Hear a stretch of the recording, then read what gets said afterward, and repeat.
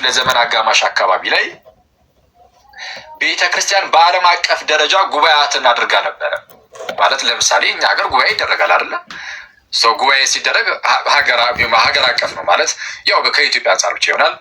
ግብጽ ላይም ሲደረግ፣ ሌሎች ዓለማት ላይም ሲደረግ የሆነ አካባቢ ላይ ጉባኤ ይደረጋል። ቤተክርስቲያን በዓለም አቀፍ ደረጃ ደግሞ ጉባኤያትን አድርጋ ነበር።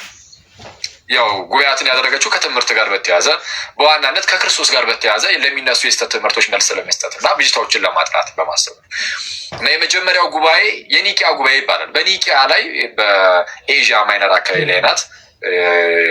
ኒቂያ ማለት ነው፣ ናይሲያ ሰው እዛ የተደረገ አንድ ጉባኤ ነበረ። የኒቂያ ጉባኤ ተብሎ ይጠራል። 325 ዓመተ ምህረት ላይ የዛሬ 1700 ዓመት አካባቢ ነው ይህ ጉባኤ የነበረው እና ለምን ተደረገ ምናምን ዲቴል አሁን እዚህ ላይ ምንም አላችሁ። ቢያንስ ግን ትምህርቱ ሰጣችሁ ሶስቱ ነጥቦች ሳነሳ ትንሽ ነገር ነካ አደርግላችኋለሁ።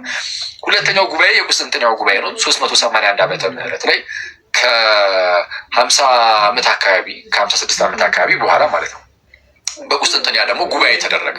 እሱም ዓለም አቀፋዊ ጉባኤ ነው። በኋላ ላይ ደግሞ ከአሁንም ከ50 ዓመት አካባቢ በኋላ በ431 ዓመተ ምህረት በኤፌሶን ጉባኤ ተደረገ። እሱም ዓለም አቀፋዊ ጉባኤ ነው። እነዚህ ዓለም አቀፋዊ ጉባኤያት ናቸው። በእነዚህ ጉባኤያት ውስጥ ቤተክርስቲያናችን ዶክትሪናል የሆኑ ነገሮችን ወይም ሃይማኖታዊ የሆኑ ነገሮችን ኢንፋለብሊ ዲፋይን ታደርጋለች ወይም ደግሞ ኢንፋለብሊ ሰጥታናለች። ሃይማኖታዊ ነገሮችን ቤተክርስቲያን በዓለም አቀፍ ደረጃ አትሳሳትም ስንል ምንድነው? የሃይማኖት ጉዳይ ላይ ነው፣ አስተምህሯዊ ጉዳይ ላይ አትሳሳትም። በዓለም አቀፍ ደረጃ የሰጠችን ትምህርት አለ። ሶስቱም ነገረ ክርስቶስን የሚመለከቱ ናቸው። ሶስቱም ጉባኤያት እና ነገረ ክርስቶስን አሁን ስለ ክርስቶስ ለመረዳት እኔ 3 ነጥብ ብቻ ሰጣችሁና መጨረሻ ላይ ሰከልስላችሁ እነዚህን ጉባኤያትን አስቼ ከልስላችኋለሁ የሚያስፈልጋችሁ ከሆነ የተወሰነ እንትን እንዳይላችሁ ምንድነው እንዳይምታታባችሁ ጉባኤያቱን ዋናው ትምህርት ላይ አላስገባቸውም። በቃ ነጥቦቹን ብቻ ከመጽሐፍ ቅዱስ አንጻር ነግራችኋለሁ። የመጀመሪያ ነጥብ ያዙ። ነገረ ክርስቶስ በሉና ነጥብ 1 ኢየሱስ ፍጹም አምላክ ነው። ኢየሱስ ፍጹም አምላክ ነው። ስለዚህም የእግዚአብሔር ልጅ ነው። ኢየሱስ ፍጹም አምላክ ነው። የመጀመሪያው ነጥብ የምናየው ኢየሱስ አምላክ ነው የሚለውን ነው። ሁለተኛ የምናየው እመለሳለሁ ወደ አንደኛው። ሁለተኛ የምናየው ኢየሱስ ፍጹም ሰው ነው፣ ስለዚህ የሰው ልጅ ነው የሚለውን። ሶስተኛው ነጥብ የምናየው ኢየሱስ አምላክ ነው፣ ኢየሱስ ሰው ነው። ሶስተኛው ላይ በአምላክነትና በሰውነት መካከል ያለ ተዋህዶ አለ። ስለዛ ክርስቶስ ኢየሱስ እርሱ የተዋሃደ ነው፣ ውህድ ባህሪ ነው። አምላክ ነው፣ ሰው ነው ስንል ሁለት አካላት እና ሁለት ባህሪያት ብለን እንዳንጠራ ክርስቶስ እርሱ ደግሞ ውህድ የሆነ ባህሪ ነው። አንድ የሆነ ውህድ ባህሪ ነው። አንድ የሆነ አምላክም ሰውም የሆነ ነው የሚለውን ደግሞ አሳያችኋለሁ። እንዴት ነው የሚለውን ቀለል አድርጌ አሳያችኋለሁ። ምንም የሚወሳሰብ ነገር የለም። እናንተ ብቻ ተረጋግታችሁ ቀደም ስሙ። ከዛ በኋላ ነገረ ክርስቶስን ስትጠየቁ በአጭሩ ትመልሳላችሁ። ከዛ በኋላ ይህንን ካሳያችሁ በኋላ ምናልባት እንደ ቦነስ ነገርም በለውና ክርስቶስ ላይ የሚነሱ ይሄ የምልጃ ምናምን ጉዳዮች ላይ ጠቅለል ያለ ነገር ነግራችኋለሁ። አንዳንድ ሰው እንዲሁ ዝም ብሎ ብቻ ጉንጭ አልፋ ክርክር ውስጥ ልንገባ ስለምንችል ማለት ነው ነገሮችን ባለመረዳት እሱን የተወሰነ ነገር ሰጥቻችሁ አልፋለሁ። ስለዚህ ወደ ዋናዎቹ ግን በቃ 3ቱ ናቸው። ዋናዎቹ ነገረ ክርስቶስ ላይ ዋናዎቹ እነዚህ ናቸው። ትልቁ ነገር 3ቱ ናቸው። እሺ ኢየሱስ አምላክ ነው። አንደኛ ኢየሱስ አምላክ ነው። ክርስቶስ ኢየሱስ አምላክ ነው ሲባል የእግዚአብሔር ልጅ እንደመሆኑ ነው። ለምሳሌ እኔ የሰው ልጅ ነኝ። የሰው ልጅ እንደመሆኔ የተገኘሁት ከሰው ነውና በቃ ሰው ነኝ። ከሰው ከተገኘሁኝ ሰው እንጂ ሌላ ልሆን አልችልም። ከሰው ተገኝቼ ድመት ልሆን አልችልም። ከሰው የተገኘ ሰው ነው። ክርስቶስ እግዚአብሔር ነው ወይም አምላክ ነው ስንል ከእግዚአብሔር እንደመገኘቱ ወይም ከአብ እንደመገኘቱ ነው። የአብ ልጅ ነው ኢየሱስ። አብ እውነተኛ አምላክ ከሆነ እንግዲያውስ የአብ ልጅ እንደመሆኑ እርሱም እውነተኛ አምላክ ነው። አብ ብርሃን ከሆነ እንግዲያውስ ቀጥታ ከአብ የሚገኝ ስለሆነ እርሱም ወልድም ማለት ነው እውነተኛ ብርሃን ነው። ለዛ ነው የጸሎት ሃይማኖታችሁ ላይ ከእውነተኛ አምላክ የተገኘ እውነተኛ አምላክ፣ ከብርሃን የተገኘ ብርሃን እያላችሁ የምትጸልዩት። ከብርሃን የተገኘ ብርሃን ሲል ብርሃን ያለው አብን ነው። ከእርሱ የተገኘ ብርሃን ነው አለው ማንን? ወልድን። ቀጥታ ከእርሱ የሚገኝ ስለሆነ አብ የሆነውን ወልድም ነው አይደል? ከእውነተኛ አምላክ የተገኘ አምላክ ወይም እውነተኛ አምላክ አብ እውነተኛ አምላክ ነው። አብ እውነተኛ አምላክ ከሆነ ወልድ የምርም ከአብ የሚገኝ ከሆነ የአብ የምርም የገዛ ልጁ ከሆነ እንግዲያውስ ወልድም በቃ ልክ እንደ አብ እውነተኛ አምላክ ነው ማለት ነው። ግን ወልድ የምርም የአብ የገዛ ልጁ ነው ማለት እኛም ልጆቹ ተብለናል እኮ ለአብ። ግን የወልድ ምንድን ነው የሚለየው ከተባለ አሁን ከዚህ ቀደም ከትንሽ ቀናት በፊት ኢየሱስ እርሱ ክርስቶስ የእግዚአብሔር ልጅ ነው በሚል ርዕስ ገብተን ተማምረን ነበር። ስለዛ ያው እሱ ስለተማማራችሁ ቀለል አድርጌ ስለሱ የተወሰነ ነገር ከለስ ነገር አድርጌላችሁ አልፋለሁ ማለት ነው። ኢየሱስ የእግዚአብሔር ልጅ ነው ሲባል ልክ እኛ የእግዚአብሔር ልጅ እንደሆነ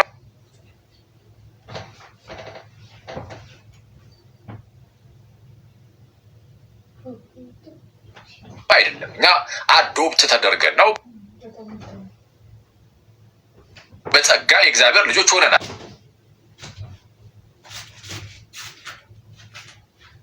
ጌታችን ኢየሱስ ግን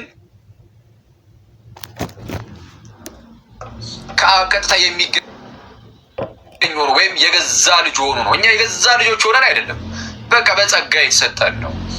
ወደ ገዛ ወገኖቹ መጣ ይላል ዮሐንስ ወንጌል ምዕራፍ 1 ቁጥር 11 ጀምሮ ወደ ገዛ ወገኖቹ መጣ፣ የገዛ ወገኖቹ ግን አልተቀበሉትም። ለተቀበሉት ግን በስሙም ለሚያምኑት ለእነርሱ የእግዚአብሔር ልጆች የሆኑ ዘንድ ስልጣንን ሰጣቸው። በስጦታ የተቀበልነው ነው እንጂ የገዛ ልጆች ሆነን አይደለም። ክርስቶስ ግን ለአብ የገዛ ልጁ ነው። የገዛ ልጁ ከመሆኑ የተነሳ ብቸኛ ልጁ ነው። አልተጠራም፣ ማንም አልተጠራም። እኔ አልተጠራውም፣ እናንተ አልተጠራችሁም፣ ዮሐንስ አልተጠራም፣ ጴጥሮስ አልተጠራም፣ ነቢያት አልተጠሩም፣ ሙሴ አልተጠራም፣ ቅዱሳን መላእክት አልተጠሩም። የገዛ የአብ ልጅ ተብሎ የሚጠራው ጌታችን እና መድኃኒታችን ኢየሱስ ክርስቶስ ብቻ ነው። ስለዚህም እንዲህ ይላል በሮሜ መልእክት ምዕራፍ 8 ቁጥር 32 ላይ ለገዛ ልጁ ያራራለት ነገር ግን ስለ ሁላችን አሳልፎ የሰጠው እንዲያው ከእርሱ ጋር ሁሉን ነገር እንዴት አይሰጠንም ይላል። ለማን ያራራለት? ለገዛ ልጁ ያራራለት። ለገዛ ልጁ ያራራለት። ኦኬ። ስለዛ ወልድ የአብ የገዛ ልጁ ነው። በቃ ክርስቶስ ብቻውን የገዛ ልጁ ነው። የገዛ የተባለው ለምንድን ነው ከተባለ ቀጥታ ከእርሱ የሚገኝ ስለሆነ ነው። ወልድ የሚገኘው ከአብ ነው። ወልድ ልጅ ነው ሲባል ቃል እንደመሆኑ ነው። አያችሁ፣ የእኔ ቃል የሚገኘው ከእኔ ነው። ወልድ ቃል የተባለው የአብ ቃል ነው። ስሙም የእግዚአብሔር ቃል ተብሏል አይደል የሚለው ራዕይ መጽሐፍ ላይ ስሙም የማን ቃል? የእግዚአብሔር ቃል ተብሏል። የእግዚአብሔር ቃል ከእግዚአብሔር ነው የሚገኘው። ልጅ የተባለው ቃል እንደመሆኑ ስለሆነ ያ ቃል ደግሞ ልክ እንደኔ አይነት ቃል አይደለም ብያቸዋለሁ፣ እንዳትረሱ። የኔ ቃል ዝርው ቃል ነው። የእግዚአብሔር ቃል ግን አካላዊ ቃል ነው። አካላዊ ቃል ከመሆኑ የተነሳ እግዚአብሔር ተብሎ ይጠራል። የኔ ቃል ሰው ተብሎ ይጠራል። የኔ ቃል እኔ ሰው ነኝ አይደል? አክሊል ሰው ነው። አመናችሁ አላመናችሁ አይዞሽ፣ አክሊል ሰው ነው። እሺ፣ አክሊል ሰው ነው እና ከኔ ውስጥ የሚወጣው ወይም ከኔ የሚወጣው ያ ቃል የሰው ቃል ይባላል። ሰው ግን አይባልም። ሰው ግን አይባልም አይደል? አሁን ከአንደበት የሚወጡ ቃላቶች ሰው ይባላሉ? እንዳይባሉ። ወደ እግዚአብሔር ስትሄዱ ወደ እግዚአብሔር ቃል ወደ ጌታችን ኢየሱስ ልክ እንደዚህ አይነት ዝም ብሎ ዝሩ ቃል ምናምን የሚናገራቸው ንግግር አይደለም። ንግግር አይነት ሳይሆን አካላዊ ቃል ነው እና ቃል ተብሎ ሲናገር ልክ ዓለማት የሚፈጠሩበት አይነት የእግዚአብሔር ጥበብ የሆኑ አይነት ቃልነት ነው እና ልክ እንደ ሪዝን አይነት ነገር ነው እና አካላዊ ነው። እውቀት ያለው ቃል ነው። አይቷል። የኔ አሁን ከአንደበት የሚወጣው ቃል እውቀት አለው? ራሱ የለውም። እንደተናገረው ሕይወት በእርሱ ነበረች። ኦኬ፣ እሷም ደግሞ የዓለም ብርሃን ናት እያለ እንደተናገረ ይህ ቃል ተመልከቱ ጋይስ፣ የሰው ቃል ሰው ተብሎ አይጠራም። የእግዚአብሔር ቃል ግን እግዚአብሔር ተብሎ ተጠርቷል። ዮሐንስ ወንጌል ምዕራፍ 1 ቁጥር 1 ላይ በመጀመሪያ ቃል ነበረ፣ ቃልም በእግዚአብሔር ዘንድ ነበር ይልና ቃልም እግዚአብሔር ነበር። ስለዛ ቃል አካላዊ ነው። አሁን ይህንን ያዙና የእግዚአብሔር ቃል የተባለው ከራሱ ከእግዚአብሔር ስለሚገኝ ነው። ከእግዚአብሔር ስለሚገኝ ልጅነቱ ልክ ከዛ የተነሳ ስለሆነ የገዛ ልጁ ተብሎ ይጠራል ነው። በቃ ባጭሩ እንደዛ። ቀጥታ ከእርሱ የሚገኝ ከሆነ በባህሪ ራሱን ይመስለዋል። ማንን? የተገኘበትን አብን። ከዘላለም ነው የሚገኘው። የሆነ ሰዓት ላይ ጠፍቶ የሚጀምር አይደለም። ጠፍቶ የሚጀምር ነው እንዳትሉ እዛው ዮሐንስ ወንጌል ምዕራፍ 1 ቁጥር 1 ላይ በደንብ በሰፊው ያስቀምጡታል። በመጀመሪያ ይህንን በጣም ብዙ ጊዜ ብያቸዋለሁ። ምናልባት ያልሰሙ ልጆች ሊኖሩ ስለሚችሉ ዛሬም ልድገምላችሁ። እች በጣም ቁልፍ ነገር ስለሆነች በደንብ አድርጋችሁ ስሙኝ። ዮሐንስ ወንጌል ምዕራፍ 1 ቁጥር 1 ማለት ነው። እንዴት ማየት እንዳለባችሁ በደንብ። በመጀመሪያ ቃል ነበረ ይላል። በመጀመሪያ ቃል ነበረ። ቃልም በእግዚአብሔር ዘንድ ነበረ፣ ቃልም እግዚአብሔር ነበረ። ሰው በመጀመሪያ ቃል ነበረ ይላል ወይስ በመጀመሪያ ቃል ሆነ ይላል? በመጀመሪያ ቃል ሆነ ነው የሚለው ወይስ በመጀመሪያ ቃል ነበረ ነው የሚለው? በመጀመሪያ ቃል ነበር። ምንድነው ልዩነቱ? ማለት ሆነ አለ ነበር አለ ምን አሁን ምን ልዩነት ኖሮት ነው የሚል ሰው ሊኖር ይችላል። ልዩነቱን ላሳያችሁ። እዛው ዮሐንስ ወንጌል ምዕራፍ 1 ዝቅ ብላችሁ ቁጥር 3 ላይ ሁሉ በእርሱ ሆነ የሚል ቃል አለ። ሆነ የሚለው ቃል ይጠቀመው። ከላይ ስለ ቃል ሲናገር ነበረ ነው። በመጀመሪያ ቃል ሆነ ሳይሆን ነበረ ነው። ስለ ፍጥረት ሲነገር ግን ሁሉ አለና በእርሱ በቃል ማለት ነው ሆነ። ሆነ ማለት አስቀድሞ አልነበረም ማለት ነው። አስቀድሞ አልነበረም። ሆነ ከተባለ ከመሆኑ በፊት የለም። ስለዚህ እሺ ከመሆኑ በፊት ስላልነበረ ካለመኖር ወደ መኖር የመጣ ነው ማለት ነው። አገኛችሁት ጋይስ? ሆነ ሲባል ሁሉ በእርሱ ሆነ ሲባል ሁሉ በእርሱ ተፈጠረ እንደማለት ነው። እሺ ሁሉ በእርሱ ተፈጠረ። ከተፈጠረውም ወይም ከሆኖም አንዳች እንኳን ያለ እርሱ ያለ ቃል የሆነ ምንም የለም ተባለ። አሁን ሁሉ በእርሱ ሆነ ሚኒንግ ሁሉ በእርሱ ካለመኖር ወደ መኖር መጡ ማለት ነው። ሆነ አስቀድሞ አልነበረ ማለት ነው። ስለዚህ ወደ መሆን መጣ፣ ወደ መኖር መጣ ማለት ህልውናቸውን ይሰጣቸዋል ማለት ነው። ካለመኖር ወደ መኖር ይመጣሉ ማለት ነው። አስቀድሞ ያልኖሩበት ጊዜ አለ። ሆነ ስለተባለ ሁሉ በእርሱ ሆነ ስላለ አስቀድሞ ግን አልነበረ። በቃ ሁሉም አስቀድሞ አልነበረም። ካለመኖር ነው የመጣው። ሰማይ ምድርም በሰማይ ውስጥ ያለውም በምድርም ውስጥ ያለውም የሚታየውም የማይታየውም አለቅነት፣ ስልጣናት፣ ጌትነት፣ ዙፋናት ሁሉ ካለመኖር ወደ መኖር የመጡ ናቸው። ስለዚህ ሆነ ተብሎ ለእነርሱ ይነገራል።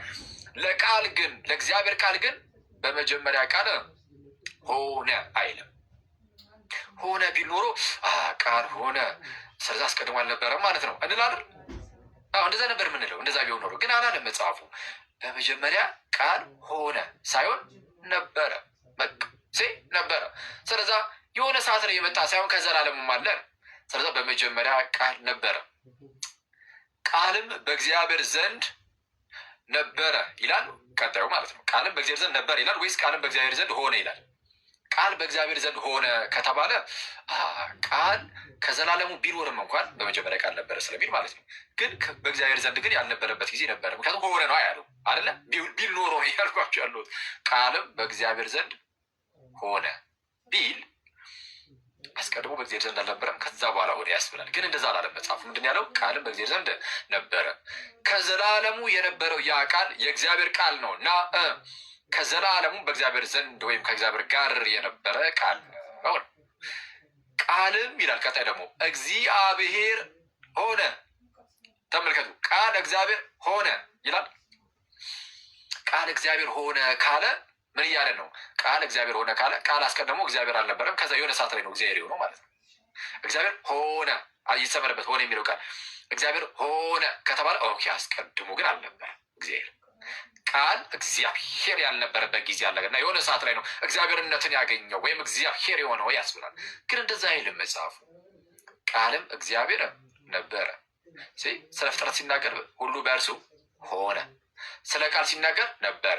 በመጀመሪያ ቃል ነበረ፣ ቃልም በእግዚአብሔር ዘንድ ነበረ። ቃልም እግዚአብሔር ቃልም እግዚአብሔር ሆነ ነው።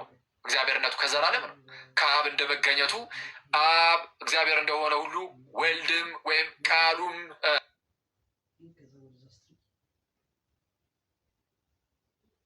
ነበር። ስለ ቃል ሲነገር ስለ ፍጥረት ሲነገር ሆነ ሁሉ በእርሱ ሆነ። ፓንታዲ አውቱ ኤጌኔቶ ማለት ያልነበረ ነገር ሲሆን ማለት ነው። እሺ ሁሉ በእርሱ ሆነ። እሺ በኋላ ላይ እመጣበታለሁ፣ ግን ልዩነቱን እንድታውቁት ማለት ነው። ቁጥር 14 ላይ ቃልም ስጋ ነበረ ይላል ወይስ ሆነ? ስለ ስጋው ሲነገር ቃል ስጋ ነበረ ይላል ወይስ ሆነ? ነበረ ከተባለ ቃል ስጋ ነበረ ከተባለ ከዘላለሙ ቃል ስጋ ነበረ ያስብላል። እና እንደዛ ግን አይደለም። ኦፍኮርስ ቃል በቃ ቃል ነበረ እንጂ ስጋ ነበረ። ስለዛ ምን ይላል? ቃልም ስጋ ሆነ። አስቀድሞ ስጋ አልነበረም፣ ይኸው ስጋ ሆነ። ከመቤታችን የሆነና የነበረ ልዩነት እንዲወቁ። ኦኬ ሰው የእግዚአብሔር ቃል እንደመሆኑ የእግዚአብሔር ልጅ ነው።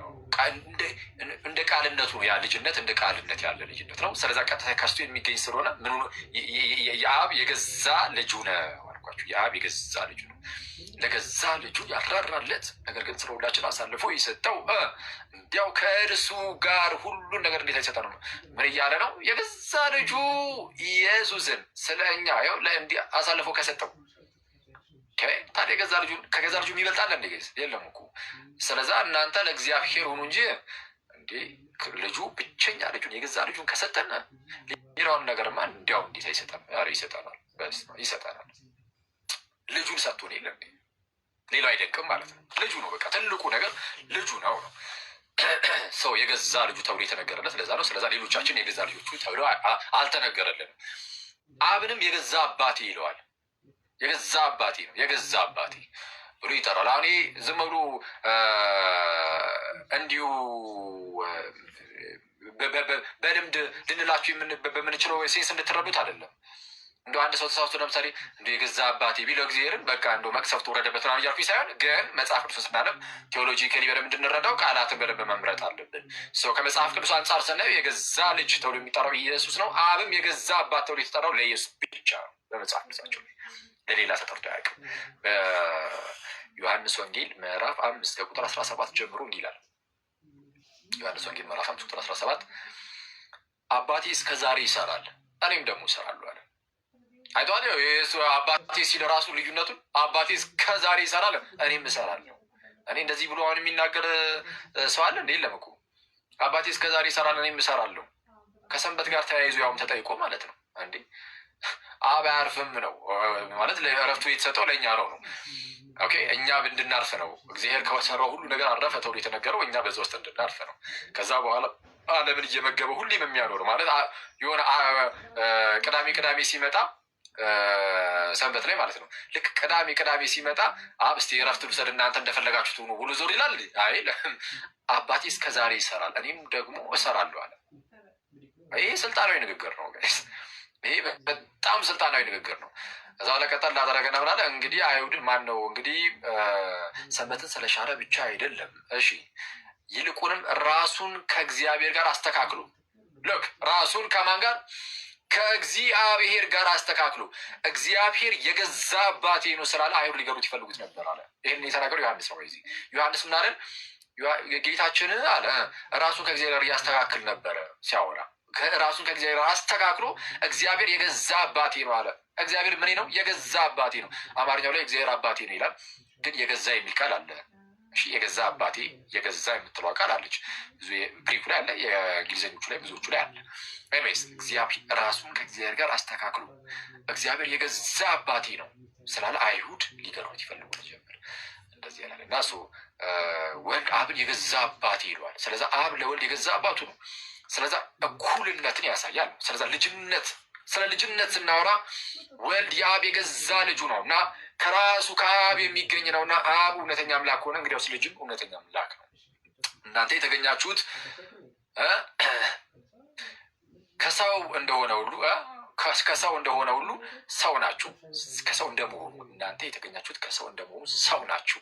የእግዚአብሔር ቃል የእግዚአብሔር ልጅ ኢየሱስ ክርስቶስ ከእውነተኛ አምላክ እንደመገኘቱ እውነተኛ አምላክ ነው። ከብርሃን እንደመገኘቱ ብርሃን ነው እና የገዛ ልጁ ተብሎ ተነገረት። ስለዚህ የገዛ ልጁ ስለሚል አብ ልክ እንደዚህ አይነት ልጅ ብዙ አለው የለውም። በቃ አንድ ብቻ ነው ያለው፣ እርሱም ያ ጌታችን ኢየሱስ ነው። ስለዛ መጽሐፍ ቅዱሳችን ኢየሱስን ብቸኛ ልጅ ይሏል። ልጅነቱ ላይ የምትይዙ ሁለተኛ ነጥብ ይሄ ነው። ልጅነቱ ላይ አንደኛ የገዛ ልጅ አልኳችሁ፣ ሁለተኛ ብቸኛ ልጅ። ኢየሱስ ብቸኛ ልጅ ተብሏል። ዮሐንስ ወንጌል ምዕራፍ 1 ቁጥር 14 ላይ ቃልም ሥጋ ሆነ በእኛም አደረ፣ ጸጋና እውነትን የተመላ ነው። አንድ ልጅም ብቸኛ ልጅም ማለት ነው። አንድ ልጅም ከአባቱ ዘንድ እንዳለ ያለውን ክብሩን አየን። ያየነው ክብር የማንን ክብር ነው? የብቸኛ ልጁን። አንድ ልጅም ከአባቱ ዘንድ እንዳለ ያለውን ክብር አየን። ምን ሲያደርግ? በሥጋ ሲገለጥ። ቃልም ሥጋ ሆነ። ኦኬ ቃልም ሥጋ ሆነ በእኛም አደረ፣ ጸጋና እውነትንም የተመላ ነው። አንድ ልጅም ብቸኛ ልጅም ሂዝ ኦንሊ ቢጋትን ሰን ነው የሚለው። ሂዝ ኦንሊ ቢጋትን ሰን። ስለዚህ ብቸኛ ልጅም ከአባቱ ዘንድ እንዳለ ያለ ክብሩን አየን። ስለዚህ ብቸኛ ልጅ ተብሎ ይጠራል። እዛው ቁጥር 18 ላይም ዝቅ ብሎ መቼም ቢሆን እግዚአብሔርን ያየው አንድስ እንኳ የለም ቢልና በአባቱ እቅፍ ያለ አንድ ልጁ ብቸኛ ልጁ አንድያ ልጁ እርሱ ተረከው ተብሎ እንደተነገረ መቼ ቢሆን እግዚአብሔር ያዩ አንድ ሰው ጋር የለም። በአባቱ እቅፍ ያለ ግን አንድያ ልጁ ብቻ ማንም እኮ ነው እግዚአብሔርን ያዩ የለም የተባለው። እግዚአብሔርን ማንም ያዩ የለም ተባልና በአባቱ ቦሰም ወይም እቅፍ ያለ ብቸኛ ልጁ አንድያ ልጁ እርሱ ግን ተረከው ተባለ። ስለዚህ ኢየሱስ ብቸኛ ልጅ ነው። ለምን? የገዛ ልጅ ነውና። ኢየሱስ ለአብ የገዛ ልጁ በመሆኑ ምክንያት ብቸኛ ልጅ ተብሎ ይጠራል። ዮሐንስ ወንጌል ምዕራፍ 3 ቁጥር 16 ላይም በእርሱ የሚያምን ሁሉ የዘላለም ሕይወት እንዲኖረው እንጂ እንዳይጠፋ እግዚአብሔር አንድያ ልጁን እስኪሰጥ ድረስ ዓለምን እንዲወዱት አላለ። ስንትያ ልጁን? አንድያ ልጁን። ስለዛ ወልድ የአብ ብቸኛ አንድያ ልጁ ነው። ለምን? የገዛ ልጁ ነውና። ለምን? ቀጥታ ከእርሱ የሚገኝ ልጁ ነውና። ከእርሱ የሚገኝ ከሆነ ደግሞ አብ እውነተኛ አምላክ ከሆነ የአብ እውነተኛ አምላክነት የሚጠራጠር ስለሌለ በቃ ወልድም እውነተኛ አምላክ ነው ማለት ነው። ስለዚ ልጅነቱ እንዲህ ያለ ልጅነት ነው። እንዲህ ያለ ልጅነት ነው። እሺ፣ ሶስተኛ ነጥብ ያው እንግዲህ የተወሰነ አለፍ አልፍ እያልኩ ነው የምሰጣችሁ። ሶስተኛው ነጥብ ዘው ልጅነት ላይ የምትይዙት ምን የሚልን ነው? ፈጣሪ ከመሆኑ አንጻር ተነግሮለታል ልጅነቱ። ለምሳሌ ዕብራውያን ምዕራፍ 1 ላይ ፈጣሪ ወይም አምላክ ከመሆኑ አንጻር ማለት ነው። ፈጣሪነቱን ወይም አምላክነቱን ከልጅነቱ ጋር አያይዞ መጽሐፍ ቅዱስ ነግሮናል። ፈጣሪነቱን አምላክነቱን ከልጅነቱ ጋር አያይዞ ማለት ነው። ማነው? በዕብራውያን መልእክቱ ምዕራፍ 1 ከቁጥር 1 ጀምሮ ቅዱስ ጳውሎስ እንደዚህ ይላል።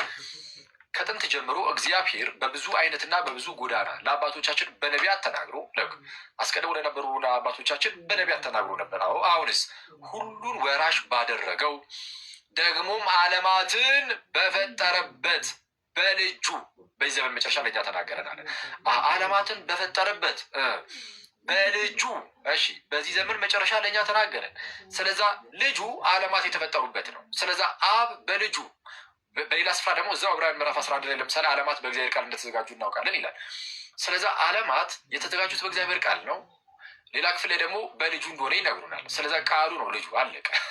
ሌላ ነገር የለውም። ስለዚህ ዓለማትን ዘመናትን ወይም ጊዜያትን ሁሉ በልጁ ፈጠረ ማለት ልጁ ዘላለማዊ ነው። ከጊዜ ሁሉ በፊት ስለሆነ ጊዜም የተፈጠረው በልጁ ስለሆነ እግዚአብሔር በልጁ ዓለማትን ፈጠረ። ዓለማትን በፈጠረበት በልጁ በዚህ ዘመን መጨረሻ ላይ እኛ ነገረን።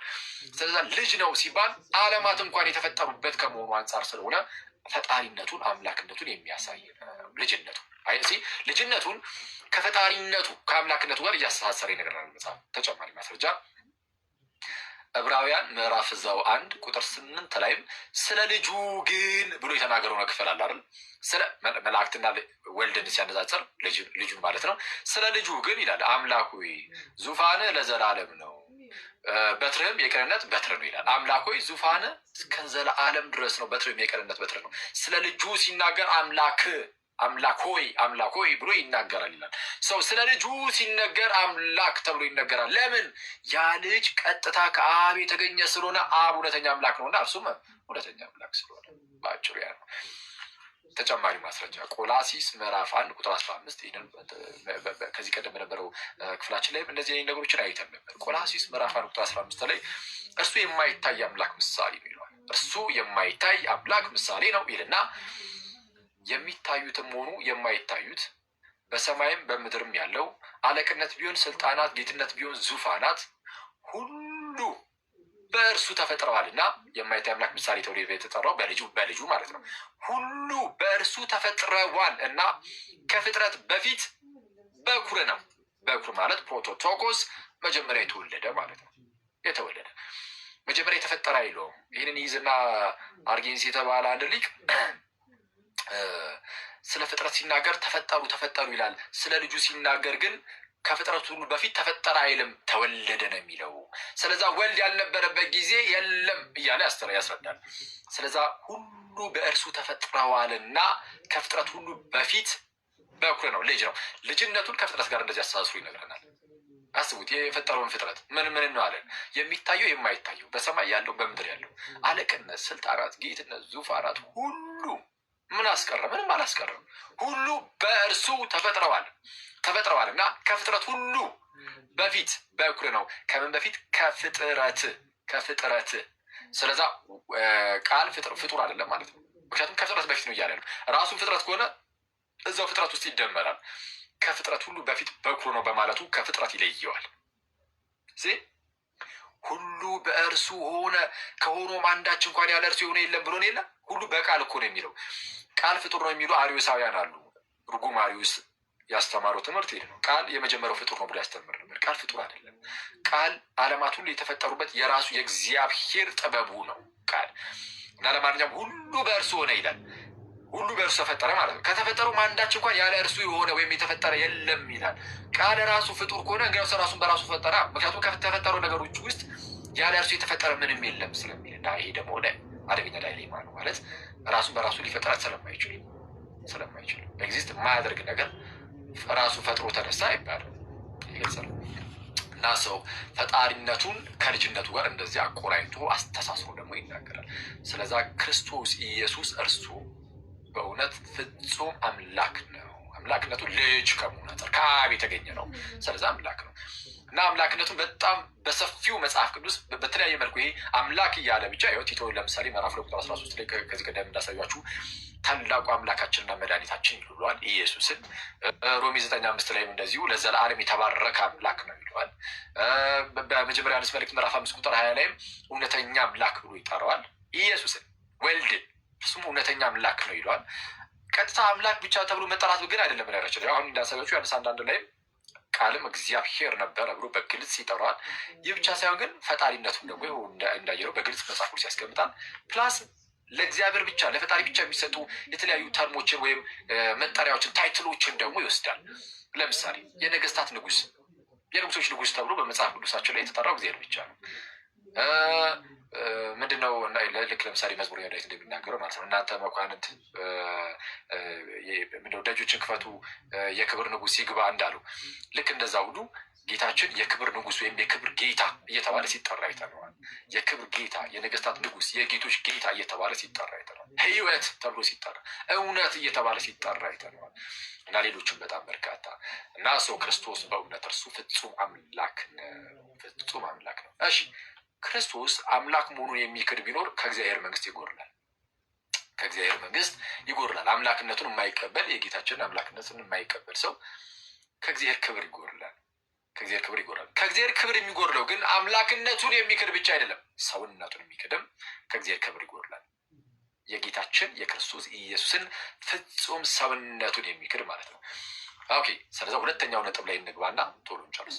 ሁለተኛ ነጥብ ኢየሱስ እርሱ ፍጹም ሰው ነው። ስለዚህም የሰው ልጅ ነው። ስለዚህም የምን ልጅ ነው? የሰው ልጅ ነው። ታስታውሳላችሁ የመጀመሪያው ነጥብ ላይ ክርስቶስ የእግዚአብሔር ማን ነው? ፍጹም አምላክ ነው ስንል የእግዚአብሔር ልጅ እንደመሆኑ ነው። የአምላክ ልጅ እንደመሆኑ ነው ብለናል።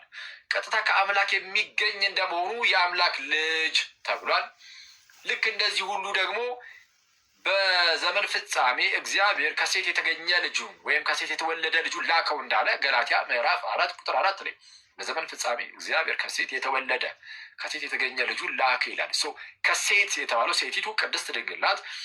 ከወላዲት ከእመቤታችን ጌታችን ኢየሱስ ተወለደ። ስለዚህ እመቤታችን ወላዲተ አምላክ ትባላለች።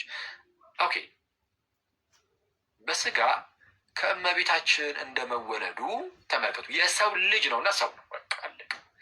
የአምላክ ልጅ እንደመሆኑ አምላክ እንዳልነው የሰው ልጅ እንደመሆኑ ደግሞ ሰው ተብሎም ደግሞ ይጠራል። ከእመቤታችን በስጋ ተገኝቷልና ልክ ከአብ የተገኘ እንዳልነው የተፈጠረ አይደለም፣ የተገኘ ልክ ከብርሃን የሚገኝ ብርሃን አለ አይደል? ልክ እንደዛ ማለት ነው። እየፈጠረ አይደለም፣ መሽከራደምም የለም። ልክ እንደዚህ ሁሉ ከእመቤታችንም በስጋ ደግሞ ተገኝቷል። ቃል ከአብ እንደተገኘ ሁሉ በስጋ ደግሞ ከእመቤታችን ተገኝቷል። ሚኒንግ የእመቤታችን ባህሪ የጌታችንን ባህሪ ነው። ሰው እንደመሆኑ የእመቤታችን ባህሪ ከኛ ባህሪ ይለያል? አይለይም። ሰው የእኛ ባህሪ የጌታችንን ባህሪ ነው። ስለዛ ከእመቤታችን በስጋ እንደመወለዱ በባህሪ እኛን ይመስለናል። ከአብ ቀጥታ እንደመገኘቱ ራሱን አብን ይመስላል። አምላክ ነው። በኋላ ደግሞ በስጋ ከእመቤታችን እንደመወለዱ ደግሞ ሰው ነውና በባህሪ እኛንም ይመስለናል። ስለዛ ክርስቶስ በባህሪ እኛንም አብንም ነው የሚመስለው። አብን ብቻ አይደለም፣ እኛንም ይመስላል። በባህሪ ማለት ነው። ይሄ ደብል ኮንሰብስቴንሻሊቲ ይሉታል። አብ ከወልድ ጋር ይቅርታ፣ ወልድ ከአብ ጋር ኮንሰብስተንሻል ነው። አምላክ እንደመሆኑ ሰው እንደመሆኑ ደግሞ ከኛ ጋር ኮንሰብስተንሻል ነው። ወይስ በባህሪ አንድ ነው? ከኛ ጋር በባህሪ አንድ ነው ጌታችን። ሰው እንደመሆኑ አምላክ እንደመሆኑ ደግሞ ከአባቱ ጋር አንድ ነው በባህሪ። ስለዛ ሰውነቱ ላይ ከእመቤታችን የተገኘ ነው። ሰው ከእመቤታችን የተገኘ ነው ሲባል ዝም ብሎ አንዳንድ ሰዎች ምን ብሎ ይናገራሉ? ዝም ብሎ እንደ ቱቦ ብቻ ዝም ብሎ አለፈባት ይላሉ። ጌታ ይቅር ይበላቸው እና ክብር ምስጋናም ለእርሱ ለእመቤታችንም ደግሞ ይሁንና ቀጥታ ከእርሷ እንትን አላለም። በቃ ዝም ብሎ በእርሷ ውስጥ ብቻ ዝም ብሎ አለፈባት አይነት ነገር ብሎ የሚናገሩ ሰዎች ተነስተው ነበር። ጥንት ላይ እነ ቫለንቲኑስ እንደዛ ብሎ ያስተምሩ ነበረ እና የቫለንቲኑስ ደቀ መዛሙርት ደግሞ አሁን ተነስተዋል። ኦንሊ ጂሰሶች፣ ኦንሊ ጂሰስ የሚባል ቤተ እምነት አለ ብያቸዋለሁ። እነሱ የስላሴን ትምህርት ብቻ አይደለም የሚክሩት፣ ራሱ እዛው ስጋዊ ላይም ስጋ ሲሆነ ራሱ ቃል ከእመቤታችን ስጋ ነስቶ አይደለም ከእርሷ የተገኘ በፍጹም አይደለም። ከእርሷ የተገኘ ሳይሆን ራሱ ቃሉ ነው ወደ ስጋ እንደ ስጋ የሆነው ቃሉ አዚፍ የሆነ ስጋው ከቃል የተፈጠረ የተዘጋጀ እንደሆነ አይነት ነገር ከቃል የተዘጋጀ እንጂ የእኛን ስጋ ጭራሽ አልተካፈለ አይነት ነገርን ያስተምራሉ። ይህ ስህተት ነው። ቅድስት ኤልሳቤጥ መንፈስ ቅዱስ ሞልቶባት ምን ብላ ተናገረች? እንዲህ ይላል ቅድስት ኤልሳቤጥ መንፈስ ቅዱስ የሞላ ብዙ ሲናገር መስማት ይሻላል አይሻልም? አንድ እሺ እንደዛ ይሻላል። እሺ ሉቃስ ወንጌል ምዕራፍ 42 እንዲህ ይላል፣ በታላቅ ድምፅም ጮኻ እንዲህ አለች። አንቺ ቅድስት ኤልሳቤጥ ልክ እመቤታችን ወደ እርሷ መታ የሰላምቷን ድምፅ ስታሰማት መንፈስ ቅዱስ በኤልሳቤጥ ላይ ይወርድና ዘንድ በታላቅ ድምፅ ጮኻ እንድትመሰክር ያደርጋታል። መንፈስ ቅዱስ የተደበቀውን የተሰወረውን ነገር ይገልጥላትና ምን ብላ እንድትመሰክር ያደርጋታል? በታላቅ ድምፅ ጮኻ እንዲህ አለች፣ አንቺ ከሴቶች መካከል የተባረክሽ ነሽ፣ የማኅፀንሽም ፍሬ የተባረከ ነው። የጌታዬ እናት ወደ እኔ ትመጣ ዘንድ እንዴት ይሆንልኛል? አንቺ ከሴቶች መካከል የተባረክሽ ነሽ። ትክክል። ከዛ በኋላ ደግሞ ምን አለች? ስለ ልጇ ስትናገር የማኅፀንሽ ፍሬ። ኦኬ፣ የማኅፀንሽ ፍሬ ማለት ከማኅፀንሽ የሚገኘው ማለት ነው። ኦኬ፣ ፍሬ ቀጥታ የሚገኝ ነው። ለምሳሌ የሆነ የዛፍ ፍሬ ከተባለ ያ ፍሬ ከዛ ዛፍ ፍሬ የሚገኘው። የማኅፀንሽ ፍሬ ከተባለ ከዛው ከማኅፀን ውስጥ የሚገኝ ነው። ኮንሲቭ የሚደረገው የሚጸነሰው እዛው ስለሆነ የሚጸነሰው በመንፈስ ቅዱስ አሰራር ከእመቤታችን ነው። ኦኬ፣ በመንፈስ ቅዱስ አሰራር ማለት ነው። ስለዚህም የማኅፀንሽ ፍሬ ተባለ። የማኅፀን ፍሬ ተብሎ ከእርሷ ከሴት አልተገኘም የሚባል ነገር የለም። የሆድሽ ፍሬ፣ የማኅፀንሽ ፍሬ፣ የሆድ ፍሬ፣ የማኅፀን ፍሬ፣ የወገብ ፍሬ እየተባለ ሲነገር በመጽሐፍ ቅዱስ ላይ ሁሌም ቢሆን ምንን ነው የሚያመለክተው? ባዮሎጂካል የሆነ ልጅነትን የሚያሳይ ነው። አለቀ። ለምሳሌ አንዲት ሴት የሆነ ልጅን አዶፕት ብታደርግ አንዲት ሴት ማለት ነው ማለት ምንድን ይባለው ልጅን በማደጎ ልታሳድግ ብትወስድ እና በማደጎ ብትወስድ ልጁን የማኅፀኗ ፍሬ ነው እንደሚባለው አይደለም። የማኅፀኗ ፍሬ አይደለም። ኦኬ፣ ሰው በማደጎ የወሰደችው ስለሆነ ጌታችን ኢየሱስ ግን ለእመቤታችን የማኅፀኗ ፍሬ ተብሏል። የማኅፀኗ ፍሬ የተባለው በእርሷ ዝም ብሎ ስላለፈ አይደለም፣ ከእርሷ የተገኘም ስለሆነ ነው። ፍሬ የተባለው መገኘትን የሚያሳይ ስለሆነ ማለት ነው። መገኘትን የሚያሳይ ስለሆነ እሺ፣ ይህንን የመሰለ ነገር በሐዋርያት ሥራ ምዕራፍ 2 ቁጥር 30 ላይ እናያለን። ማለት ለዳዊት የተነገረውን ነገር ይስብና ቅዱስ ጴጥሮስ እንዲህ ይላል፣ ነቢይ ስለሆነ ይላል ዳዊት ማለት ነው። ነቢይ ስለሆነ ከወገቡም ፍሬ በዙፋኑ ያስቀምጥ ዘንድ እግዚአብሔር መሐላ እንደማለለት ስላወቀ ከወገቡ ፍሬ ማለት እግዚአብሔር ለዳዊት ማለ፣ አይጸጸትም። ምን ብሎ ማለ? ከወገብ ፍሬ በዙፋን ላይ አኖራለሁ ብሎ። አሁን በዳዊት ዙፋን ላይ የሚቀመጥ መሲህ ይመጣል። መሲህ ማለት ክርስቶስ ማለት ነው። ክርስቶስ የዳዊት ልጅ ነው። ያ የሚመጣው መሲህ ግዴታ ምን መሆን አለበት? ከወገብ ፍሬ ስላለ የዳዊት የወገቡ ፍሬ ነው መሆን ያለበት። የዳዊት ምን የወገቡ ፍሬ ማለት ባዮሎጂካሊ ቀጥታ ከእርሱ የሚገኝ መሆን አለበት ማለት ነው። ስለዛ ክርስቶስ የሚጠበቀው የዳዊት የወገቡ ፍሬ ሆኖ ነው። ለዛ ነው ምን የሚለው እንዳልኳችሁ ነቢይ ስለሆነ ከወገቡም ፍሬ በዙፋኑ ያስቀምጥ ዘንድ እግዚአብሔር መሐላ እንደማለለት ስላወቀ ስለ ክርስቶስ ትንሣኤ አስቀድሞ አይቶ ነፍሱ በሲኦል እንዳልቀረች ስጋው መበስበስን እንዳላየ ተናገረ። ነፍሱ በሲኦል እንዳልቀረች ስጋው መበስበስን እንዳላየ ተናገረ። ስለ ማን አይቶ? ስለ ክርስቶስ አይቶ። ምክንያቱም የሚመጣው ክርስቶስ የራሱ የወገቡ ፍሬ ነው። ኦኬ፣ የወገቡ ፍሬ ነው። ስለዛ ሰው እንደመሆኑ ኢየሱስ ከኛ የተለየ አይደለም። ሰው እንደመሆኑ ከኃጢአት በስተቀር ከኛ ጋር አንድ ነው። ሰው እንደመሆኑ ከኃጢአት በስተቀር ጌታችን ኢየሱስ የማርያም ልጅ ነው። ቀጥታ ከእርሷ ስጋ ነስቶ የተገኘ ነው። በስጋ ከእመቤታችን የተገኘ ነው። በነገራችን ላይ ገላትያ ምዕራፍ 4 ላይም ምንድነው በዘመን ፍጻሜ እግዚአብሔር ከሴት የተገኘ ልጁ ነው የሚለው። የተወለደ ይላል፣ ችግር የለም። የተወለደ ተብሎ የሚተረጉም የተገኘ ተብሎም ደግሞ ይተረጉማል። ጊኖማይ የሚለው የግሪክ ቃል መገኘትን የሚያሳይ ነው። መገኘትን የሚያሳይ ነው። ሰው ከሴት የተገኘ ልጁ ብሎ ያስቀምጣል። ልክ ሮሜ ምዕራፍ 3 ላይ እንደሚናገረው ማለት ነው። በስጋ ከዳዊት ዘር ስለተገኘ፣ በስጋ ከማን ከዳዊት ዘር ስለተገኘ፣ በስጋ ተገኝቷል። አለቀ። በስጋ የተገኘ ነው። ከማን ከሰው። ልክ አምላክ እንደመሆኑ ከአብ የተገኘ ሆኖ እውነተኛ አምላክ እንደተባለው ሰው እንደመሆኑም ከእውነተኛ ያ ሰው ከእመቤታችን የተገኘ እውነተኛ ሰው ነው። ከኃጢአት በቀር በነገር ሁሉ እኛን የመሰለ ሆነ። ዕብራውያን ምዕራፍ 4:15 እንደሚናገረው ማለት ነው። ስለዚህ አሁን የዳዊት የወገቡ ፍሬ መሲሁ ክርስቶስ የዳዊት የወገቡ ፍሬ ነው። ስለዚህ የትኛውም ሰው አሁን ሄዳ ብትጠይቀው ማለት ነው አይሁዳዊን ስለ መሲሁ ምን ትላለህ ብለህ ብትጠይቀው እሱ የዳዊት ልጅ ነው ይላል። ልክ ጌታችን ኢየሱስ እንደጠየቃቸው በማቴዎስ ወንጌል ምዕራፍ 22:41 ላይ ፈሪሳውያንም ተሰብስበው ሳሉ ጌታችን ኢየሱስ ስለ ክርስቶስ ምን ይመስላችኋል? የማንስ ልጅ ነው ብሎ ጠየቃቸው ይላል። ጌታችን ኢየሱስ ምን ብሎ ጠየቃቸው? ስለ ክርስቶስ ምን ይመስላችኋል?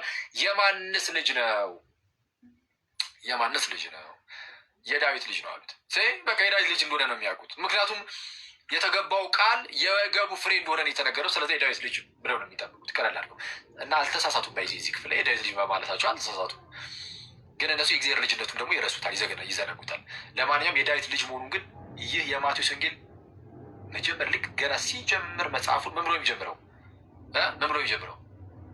የዳዊት ልጅ የአብርሃም ልጅ የኢየሱስ ክርስቶስ የትውልድ መጽሐፍ የማን ልጅ ብሎ ነው የሚጀምረው? የዳዊት ልጅ። ስለዛ የዳዊት ልጅ የአብርሃም ልጅ የኢየሱስ ክርስቶስ የትውልድ መጽሐፍ ይልና ሊኔጁን ያስቀምጣል። አብርሃም ይስሐቅን ወለደ፣ ይስሐቅ እንደዛ ያዕቆብ ምናምን እያለ ያዕቆብ ይሁዳ ከተማር ፋሪስ እና ዛራን እያለ እንደዚህ ይሄዳል ማለት ነው። ከዛ በፋሪስ በኩል እያለ ይሄዳል ኤስሮ ምናምን እና ይህን የዘር ሐረጉን ይዘረዝራል። ለምን? በስጋ ከዚህ ከአባቶች ነው የሚመጣው ክርስቶስ ኢየሱስ። ለዛ ነው። ለዛም ነው እንዳልኳችሁም በዚህ በሮሜ መልእክቱ ቅዱስ ጳውሎስ ምዕራፍ 9:5 ላይ አባቶች ለእነርሱ ናቸውና ይለናል ለአይሁዳውያን፣ ከእነርሱም ክርስቶስ በስጋ መጣ ይላል። ከእነርሱም ክርስቶስ በስጋ መጣ። በስጋ የመጣው ከእነርሱ ነው፣ ከአይሁዳውያን። አረ ከእነርሱ ከሆነ አለቀ። በስጋ ቀጥታ ከሰው የተገኘ ነው፣ ከመቤታችን የተገኘ ነው። ቫሌንቲኖሳውያን እንደሚናገሩት፣ አሁን ላይ ያሉ ኦንሊ ጂሰሶች እንደሚናገሩት ኢየሱስ ክርስቶስ አዳሚክ ኦሪጅን የለውም እንደሚሉት አይደለም። ወይም አዳማዊ ማለት ከአዳም የመጣውን ስጋ አልያዘውም እንደሚሉት አይደለም። ቀጥታ ከእመቤታችን ስጋን ተካፍሏል፣ ስጋ ነስቷል። ስለዚህም ሰው እንደመሆኑ ከኛ ጋር አንድ ነው እና እንደዛ ነው። ሰው ጌታችን ኢየሱስ ምን ተባለ? በስጋ አባቶች ለእነርሱ ናቸው፣ ክርስቶስም ከእነርሱ በስጋ መጣ። ክርስቶስ ከእነርሱ በስጋ መጣ፣ በስጋ መጥቷል። ከእነርሱ ብሎ ማለት ነው። ከእነርሱ በስጋ መጣ። ግን እርሱም ለዘላለም የተባረከ ከሁሉ በላይ ሆኖ ለዘላለም የተባረከ አምላክ ነው። አሜን ይላል። ከሁሉ በላይ ሆኖ ጋይስ ለዘላለም የተባረከው አምላክ እርሱ በስጋ ግን ከአይሁዳውያን ከአባቶች መጥቷል። አለቀ። እሱ ነው። ስለዛ ክርስቶስ ምንድነው? ፍጹም ሰው ነው። ለዛ ነው አንዳንድ ሰዎች በሰዓቱ የክርስቶስ ስጋ ክደው የተነሱ በፊትም ነበሩ። እውነቱን ለመናገር ከነባሪቱ ልጅ በፊትም ሪል ስጋ እውነተኛ ስጋ የለውም የሚሉ ሰዎች ነበሩ። ዮሐንስ ለእንደነዚህ አይነት ሰዎች በሰፊው መልስ ሰጥቷል። ኢቨን ዮሐንስ ወንጌል ምዕራፍ 14 ራሱ ሲጽፍ አፖሎጂቲካል የሆነ ዕቅበተ እምነታዊ የሆነ መጽሐፍ ነው ይባላል። በዚህ ዮሐንስ ወንጌል ቃልም ስጋ ሆነ ያለውም ለዛ ነው። ቃል ስጋ መሰለ ሳይሆን እንደዛ ብሎ ይናገሩ ነበረ አንዳንድ ሰዎች፣ የዶሴቲዝም እምነት አቀንቃኞች ቃል ስጋ መስሎ ታየ እንጂ ስጋ አልሆነ የሚሉ ሰዎች ነበሩ። ቃል ግን የምርም ስጋ ሆኗል። ቃል ስጋ ሆነ፣ በእኛ አደረ፣ ጸጋና እውነትን የተመላ ነው። ኦኬ። ክርስቶስ በስጋ እንደመጣ የማይታመን መንፈስ እርሱ የክርስቶስ ተቃዋሚ መንፈስ ነው አለ ዮሐንስ በመልእክቱ። ክርስቶስ በስጋ እንደመጣ የማይታመን መንፈስ፣ በሰዓቱ ስጋውን የሚክዱ ከሃዲያን ተነስተው ነበረ። እነርሱ የክርስቶስ ተቃዋሚ መንፈስ ናቸው። በቃ እሱ የክርስቶስ ተቃዋሚ መንፈስ ነው፣ ይህን የሚክድ አለ። ስለዚያ ይሄ የክርስቶስን የሚቃወም መንፈስ ነው፣ ስፒሪት ነው፣ የክርስቶስ ተቃዋሚ የአንታይ ክራይስት ነው ማለት ነው። እሺ፣ ስለዛ ክርስቶስ እርሱ ፍጹም ሰው ነው። አንዳንዶች ነፍስ የለውም ምናምን የሚሉም አሉ። ይህንን የሚሉት ቃል ስጋ ሆነ ስለሚል ይላሉ። ቃል ስጋ ሆነ ስለሚል እንደው ነፍስ የለም ዝም ብሎ ስጋ ብቻ ነው የወሰደው እና ራሽናል የሆነችው ነፍስ በመለኮቱ በኩል ትጠቃለች አይነት የሚመስል ነገር የሚናገሩ ሰዎች አሉ እና አቡናሪዎስ ናቸው እነዚህ። እሱንም አባቶቻችን መልሰውታል። ቃል ስጋ ሆነ ሲል አዎ ስጋ ነው የሚለው ግን ስጋ ማለት ግን ነፍስ የሌለው ማለት ግን አይደለም። ልክ ለምሳሌ በትንቢተ ኢዩኤል ምዕራፍ 2 ላይ እግዚአብሔር በዘመን ፍጻሜ መንፈሴን በስጋ ሁሉ ላይ ያፈሳለሁ ይላል። በምን ላይ? በስጋ ሁሉ ላይ ያፈሳለሁ ሲል መንፈሱን ነፍስ በሌለው ስጋ ላይ ማለት ነው። በቆዳ ላይ መንፈሱን ሊያፈስ ነው አይደለም። ስጋ የሚለው ቃል በመጽሐፍ ቅዱሳችን ሰውነትን በቃ ነፍስን የተዋሃደ ስጋን የሚያመለክት ሆኖ ሊገባ እንደዚህ ስለሚችል ማለት ነው። ቃልም ስጋ ሆነ ሲል ቀጥታ ስጋም ነፍስም የተዋሃደው ማለት ስጋና ነፍስን ማለት ነው። ስጋና ነፍስን የነሳው ስጋና ነፍስን እና ከድህነት አንጻር አድርጎ ይመልሱ። አክቹዋሊ ይህ መጽሐፍ ቅዱሳችን ላይም አባቶ ነፍሴን አደራ እሰጣለሁ እያለ እንደተናገሩ በመስቀል ላይ ነፍሴን ላኖራትም ነፍሴን ላኖራትም ላነሳትም ስልጣን አለኝ ብሎ ጌታችን በዮሐንስ ወንጌል ምዕራፍ 10 ላይ እንደተናገረው ነፍሴን እያለ ይናገራል። ግን ከድህነት አንጻር አድርገው ግን አባቶቻችን ይመልሱ ነበር። ምን እያሉ? ለምሳሌ እንደነ ቅዱስ ጎርጎርዮስ ዘንዚናዙ ያሉ ነፍስን አልተዋሃደም። ታዲያ ነፍስን ካልተዋሃደ እንዴት አዳነ ነው? እንዴት አዳነ ማለት ያልተዋሃደውን አላዳነው፣ ያዳነው የተዋሃደውን ነው።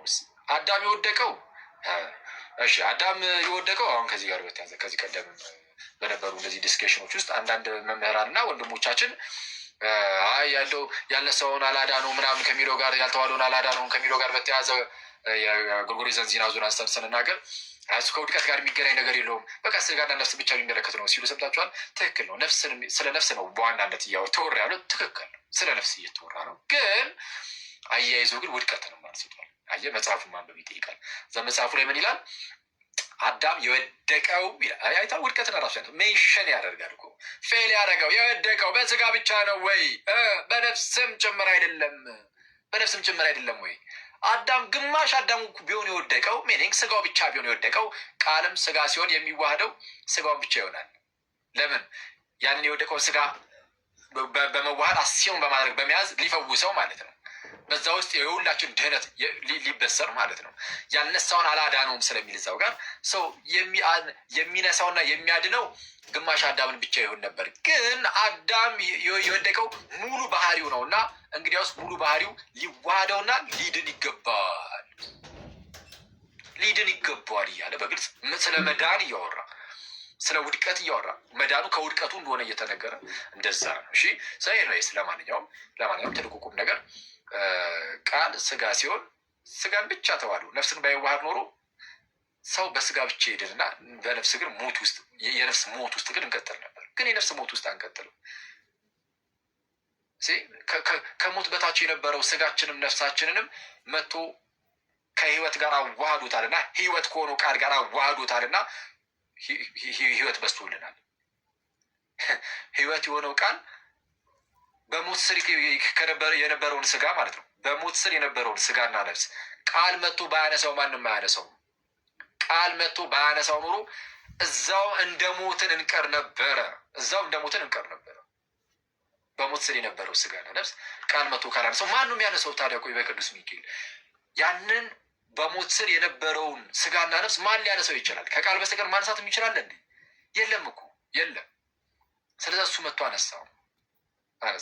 ከሞት በታች ከሞት ስር ያልነበረን ነው ምናምን እንደዛ አይደለም። ለማንኛውም አሁን እዛ ውስጥ እንደምንዳይገባ ኤንዌይስ እናንተ ማወቅ ያለባችሁ ምንድነው? ቃል ሲዋሃድ ስጋንም ነፍስን ነው። ለምን ከተባለ መዳን የሚያስፈልገው ስጋም ነፍስም ስለሆነ ስጋም ነፍስም መዳን ስለሚያስፈልገው ያልተዋሃደውን ደግሞ ስለማያድ ነው። ኦኬ ምንድነው መለኮት የሚነካው ወይም የሚዋሃደው ማለት ነው። የሚዋሃደው ሊፈውሰው ሊያድነው ስለሆነ የተጎዳው ደግሞ ስጋችንም ነፍሳችንም ስለሆነ ስጋና ነፍስን በመርሳት ስጋችንንም ነፍሳችንን ቀደሰው አዳነ። ስለዛ ጌታችን ማነው ቃል ስጋ ሲሆን የነሳው ስጋን ብቻ ሳይሆን ነፍስን ጭምር ነው። ስለዛ ክርስቶስ ሰው እንደመሆኑ ፍጹም ሰው ነው። ከኃጢአት በስተቀር እናንተን ይመስላል፣ እኔን ይመስላል፣ ሁላችን ይመስላል ከኃጢአት በስተቀር። እሺ ግን እሱ ያው ሰው ብቻ ግን አይደለም። እንደናንተ አንድ አምላክ ሆኖ አንድ ውህድ ባህሪ ኖሮት ያ ውህድ የሆነው ባህሪው ግን አምላክ እንደመሆኑ አብን ሰው እንደመሆኑ ደግሞ እኛን ይመስላል ለማለት ነው።